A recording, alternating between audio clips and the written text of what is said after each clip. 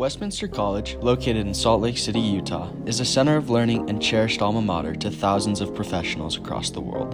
Founded in 1875, Westminster's purpose has been clear and direct since its conception: to prepare students to lead lives of learning, accomplishment, and service in a diverse and interdependent world. The Gore School of Business, located at the heart of campus, has seen its alumni go on to great and manifold heights throughout the global economy. With a mission to prepare people who think critically, act responsibly, and make a difference, Gore sees its students go on to change the world. The following is a series of interviews featuring recent and near-term graduates of Westminster College's Bill and Vive Gore School of Business, hosted by Professor Richard Haskell.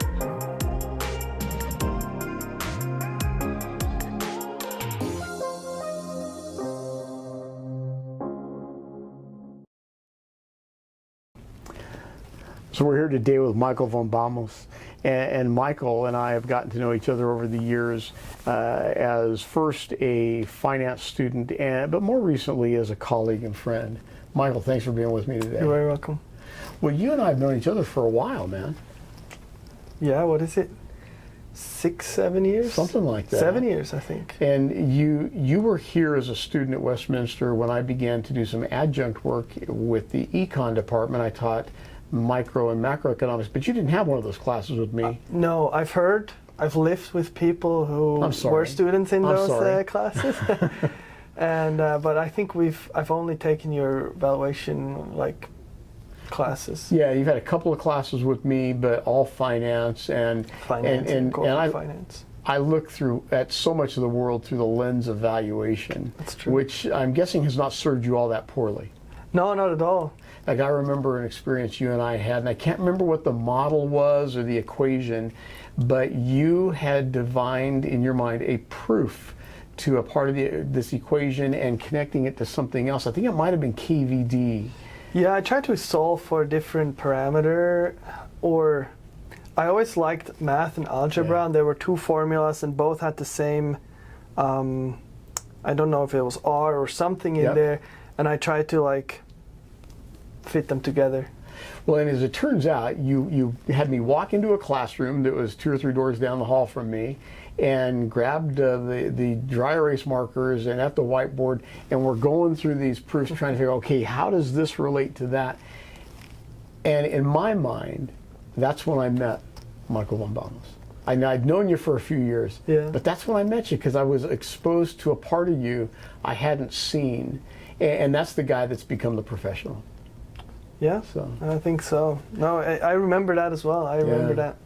And I remember I was never successful at solving it either. No, I couldn't make the connection either. But those are some really interesting journeys, if you will, or kind of going afield to try to figure something out. And we probably both learned some other things in doing it. For sure.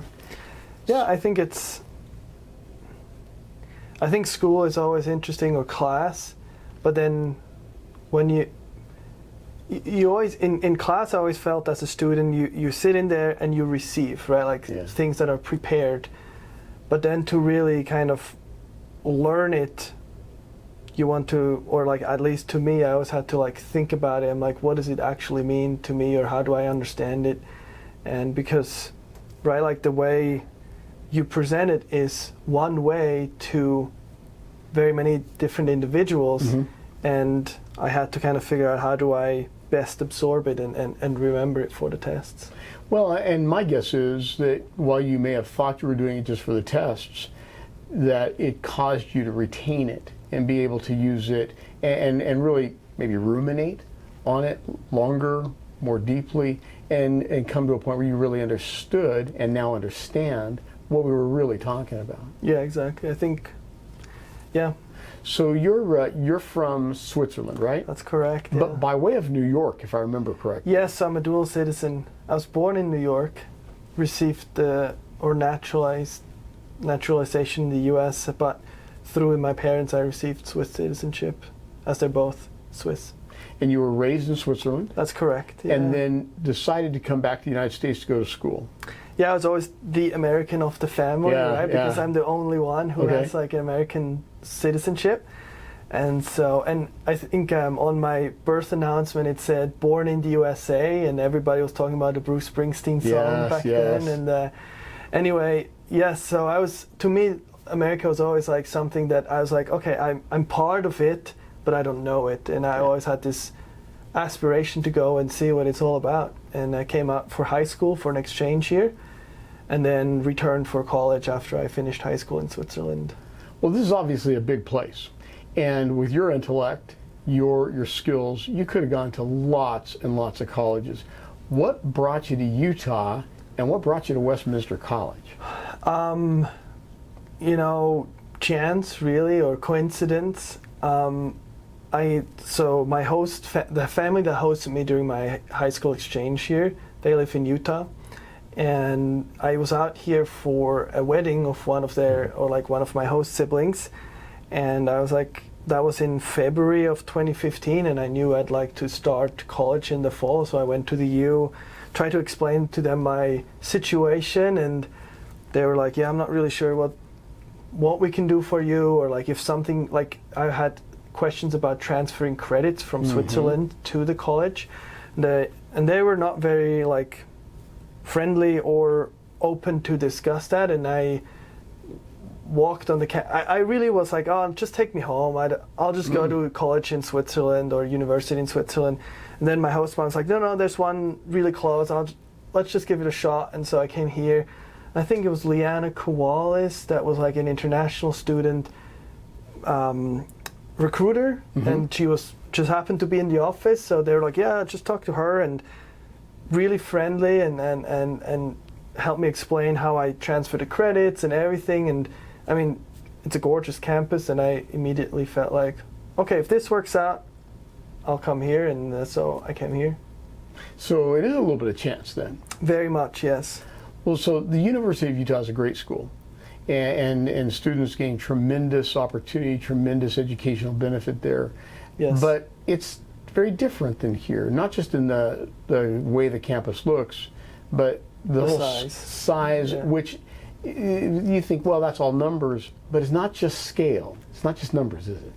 No, I didn't mean to say anything bad about the University of Utah. My future wife is a graduate of the arts program there, graphic design, and so I only heard great things as well. But you know, for me, like, even though I wasn't like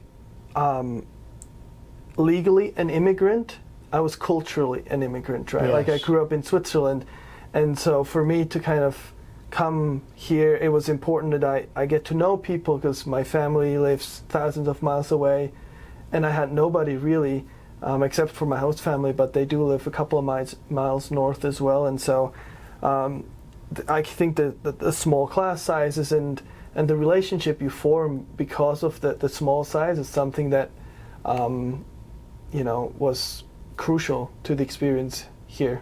Well, some of that relationship is with faculty or staff, but some is with students as well, right? Yeah. You're with so many of the same students in the same classes as you work through your major. Yes, very much. So you've gotten some pretty good friends that way. Yes, all my friends that I still see, like most of them. And yeah, like, I think we wouldn't be doing this if we were like at a massive, you know, hundreds of people. Like, my sister studied law, and in Switzerland they had 300-400 people per, you know, classroom, per lecture. But yes, relationships like this, like you and I, but also my friends. I lived with people that went to Westminster for 3-4 years until I moved in with my girlfriend, and yeah, it's to date are my best friends still. You know, Sievert, who I lived with, still one of my closest friends. Unfortunately, he moved back to Norway, but he just visited me in Switzerland, and yeah, it's friendships that I hope to have for life, really. Well, so you graduated in what year? 2018, so May 2018. And then you went to work directly for a company here in the area, right? Yes, yeah. They said they've never seen a recommendation like the one you wrote for me, and they were like, this guy needs to be hired. And so thank you for that. But yes, I started there and have worked there ever since. I worked for almost 2 years, and then I became a senior analyst. And now for, I think it's August 5th or 6th will be my 4-year anniversary, so it's like a couple days away. And what is that company? Economics Partners. Okay. Economics Partners is part of Ryan LLC. Ryan LLC is a international tax firm with offices all over the world, really, at this point. Headquartered in Texas, and they bought for the firm I got hired in, Economics Partners, and yeah, they acquired them 5-6 months after I started, and so I was part of, we got acquired, and we had a really dungy office. It was it was really a small office. Yeah. And now we have this fancy new office, shiny, and it's been interesting to kind of see, what you go through, like also from a company culture. We're such a small team, and it's one of the reasons why I enjoyed the small class sizes. I enjoyed the really small team. I hang out with those guys and girls, like even outside of work, sometime, and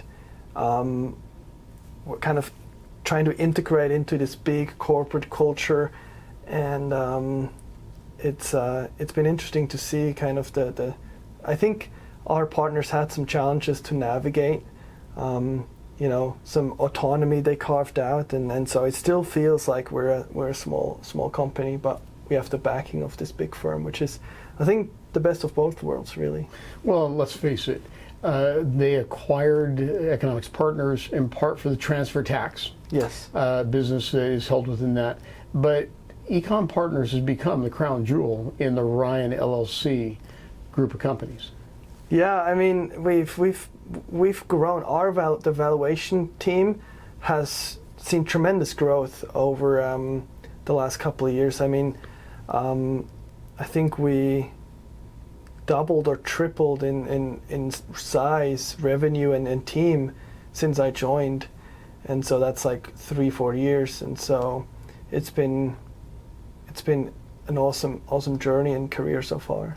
Well, and part of that's because of the skills and the talent that somebody like you brings to their table, but admittedly, it's also because of the vision, the discipline, and the strategy of Trent Reed and Bryson Lord, the two former principals of Econ Partners, and a couple of guys that have great reputations and that, frankly, just really know their stuff. Yeah, no, they're awesome. I think they bought the company originally together. Mm-hmm. They were both former investment bankers, and they've grown it into something that I think they can really be proud of. And it's really fun to work for them. Trent and Bryson, they always say, look, like this is like a second family to us. Yep. Because they've put, I think, 12, 13, 14 years of their lives, and efforts in that. And no, they're really awesome to work for. And I think Bryson is I work really closely with him over the last couple of years as well on clients that are really important to him, but the interest that he shows in like your personal life, like he remembers Kayla's name and says hello on the Christmas parties and everything, and so it's it does feel like a second family, and I think that's not always the case with other companies, from what I hear from former students that I studied with. Like, it's very unique, and it's something that is awesome.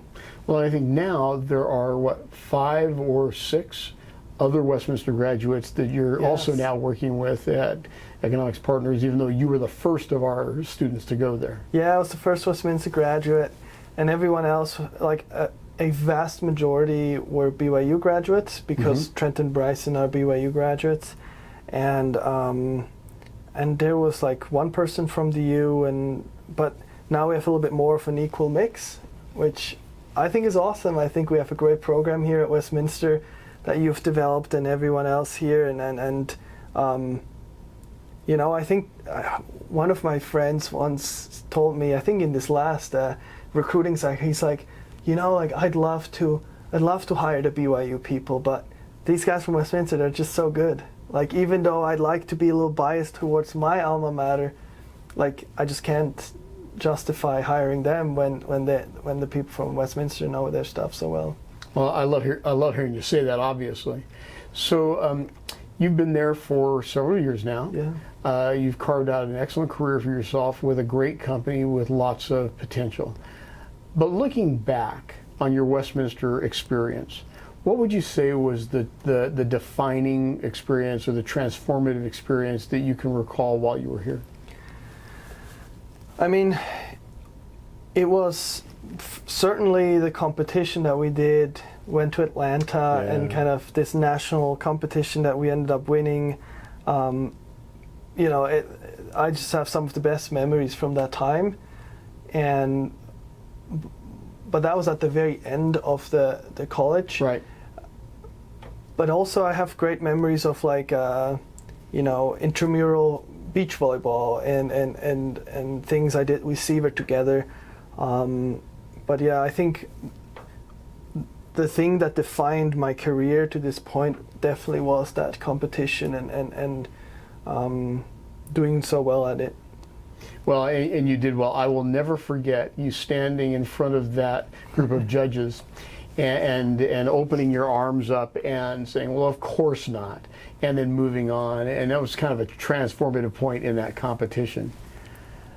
I have photographs of some of this, and I have the trophy that they won, and let's pull them in as B-roll and such. Okay. So beyond the competition and beyond the career that you begun, you mentioned that you're about to get married. You have a fiance. That's correct, yeah. So when are you getting married and where? The date is 9/29, so September 29th. Hopefully, you know, with the courthouses, like, we need to get a marriage license and then wait, like, I think 48 hours and then book the time at the courthouse. And they only publish the dates 4 weeks in advance, so we'll know for sure early September. But yes, the plan is to do that, or we will do it definitely in New York. Got it. New York City or New York State? New York City, yeah. That's great. Kind of where I was born, and Yeah. we got engaged there.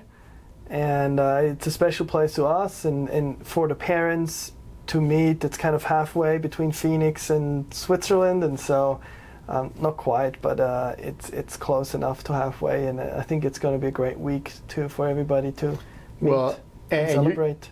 And you're going to come to realization in not too many years that while you may have had some transformative experiences here, that becomes your transformative experience. I mean, if you do that thing right, which the marriage is only the beginning of it, Right. it becomes the single most important thing you'll have ever done. No, I'm really excited for it, and I hope that rings correct. Yeah, I'm sure it is. Hey, so I think you told me that you just recently returned from Europe. That's right. So you went for a couple of weeks, weekend. What'd you do? No, I was for a couple of weeks, you know, with all my family there, and my firm, you know, is okay with me spending time with my family. Actually, they think it's important that you spend time with the family, and so they allow me to go about a couple of weeks in the summer, a couple of weeks in the winter.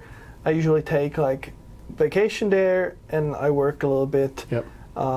And so, yeah, it was a couple of weeks. I worked most of the time, but I took a week off and spent some time relaxing in southern Switzerland. I always say it's the best of Switzerland, the best of Italy combined there. Okay. And then spent a long weekend in Venice. Good for you. Yep. Venice is beautiful. And, I've not been there in the summer, but I imagine the summer where, yeah, that's what I was going to say, where it's got to be very warm. Yeah, it's very hot and humid, but that's why they have the siesta, you know, that's why they kind of shut down at the hottest part of the day, and most things happen in the morning and late at night. Yeah. Well, good for you. And they don't have AC.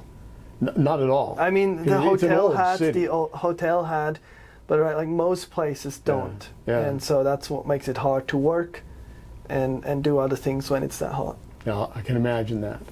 So, going back to Europe, at a point where there's two pretty meaningful things that are kind of dominating the discussion and the debate in Europe right now. One of them is the strength of the US dollar against the euro. So we have dollar parity with the euro at the moment.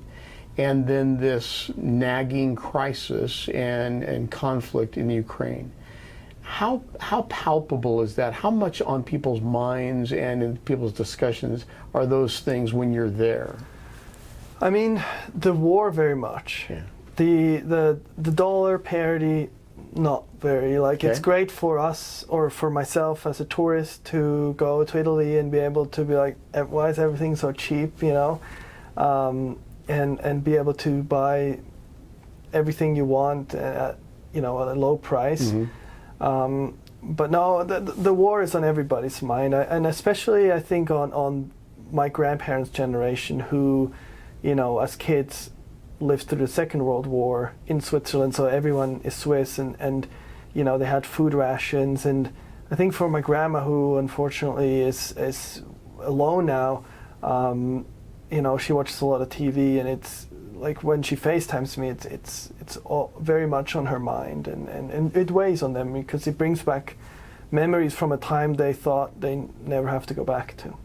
And a fear that they may see some of the terror, the trauma of those days again. Yeah, and just saddened, you know, that people have to go through that again, so close to home. Yeah. Right. Well, so close to home, but also close to your heart. Yeah. Yeah. So it's that much more personal for you. Yeah. So here you are with Ryan LLC, Economics Partners. A fair amount of the business that runs through those companies is international in scope and nature. Have you begun to see an effect on that business from the conflict? No, I don't. Like, I haven't. No. Okay, like good. the work we do at Economics Partners, predominantly in the U.S. There's some, and so we haven't. I haven't felt like that specifically had an effect on our business so far. Okay. It's more like, you know, inflation and the recession, and I think that's more on the clients that I work with. That's more on their mind than the war. Yeah, so inflation, obviously, we're seeing inflation for the first time really in decades in this country. We've seen recessions come and go, and we're always going to see recessions come and go. There's a debate right now as to whether or not we're in a recession, and maybe even some changing of what recession means. Yeah. Are you very close to that debate, and have you thought about whether or not you think we're in one? Yeah, I mean, a definition is a definition, right? Yeah. Like, I think you changed. I think it gives I think there's like the financial aspect and the economic view, but I think there's political motivations to kind of, you know, repaint certain things as one thing or another, and that's nothing new either. But I think if you look at it from a business perspective, definition is a definition, and I think it certainly feels like we've entered a recession. You know, like if you look at public markets and you look at consumer debt skyrocketing, and you look at you know, people not being able to afford certain luxuries anymore due to inflation. I think people on the ground, or like people that live day in, day out and talk to people, I think everybody knows, but what you call it on TV doesn't make it, you know. A giraffe is a giraffe, and an elephant is an elephant. And I think that's important. Who cares what the label is? Who cares what the numbers are that define whether the label should be applied or not? What becomes important is, what's the effect at your home? What's the effect in your workplace? What's the effect on you as a consumer, a business person, a decision maker? And if you're having negative effects, then you're in a recession, whether the world is or not, or whether the domestic economy is or not. I often suggest to people that, yes, we don't deal with depressions in our economy any longer very much. We haven't had one for many, many years, thankfully. But if you've been out of work for 6 months, Depression for you. there's a depression in your household. Yeah. Yeah. Well, Michael, I can't tell you how proud I am of you. And I've said that to you in other places and at other times. And at some point, you're actually going to believe me. But I am. And mostly, I'm grateful to have realized some of the best part of higher education. And that is having gone from having the faculty and student relationship to the colleague and friend relationship. I'm grateful for that. No, so am I. Thank you very much. Well, thank you. And thanks for joining me today. Anytime. Okay. My name is Rick Haskell, and I'd like to thank you for watching this video as part of the Grads of Gore video series. In this series, we highlight graduates from Westminster College's Gore School of Business, brought to you through the Center for Financial Wellness. We'd like to invite you to follow us on social media at our Instagram, YouTube, LinkedIn, and Facebook sites. You're welcome to use the QR codes provided or simply go to this site. Thank you.